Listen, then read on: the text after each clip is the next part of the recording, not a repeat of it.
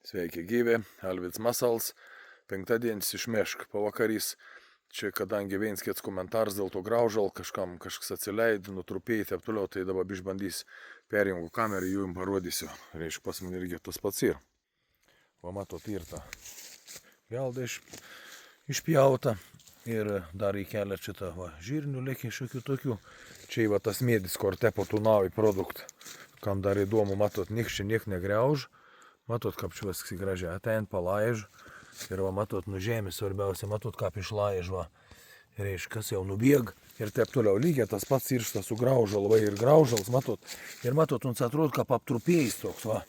Bet čia visi gerai, matot, va, visi tai dalykas šitą, kur va, paleikta, ne dabar išlapė kaip kuoš, tas pats kaip tas tepams ant medžių.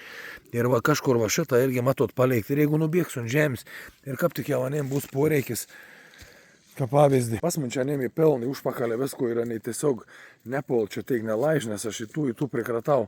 Ir viskas bus ok, vien žodžiu, ane ateis ir va, nebebus primedžių palaižyti, laižys tada tų, ką geldo nebleikt, palei nuor tų.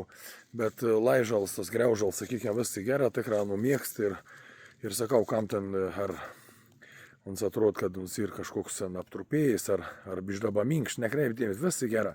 Ano tokį paskirtis, va, ir kaip sakau, geriausia ir kada vat, kažkur padedi, prisukį nepadedi, un kažkokį tai ar kelmą, ar kažkokios, vat, kaip čia man dabar atveju, sakykime, yra nemėdis išpjauts, čia vis apibėg, čia vis įsigėri, nes varmons gal į visus per laiką, kaip sako, suminkštėti, sukreis, bet taip greit neįvyks, dėl to, kad tik pats paviršius. Tai.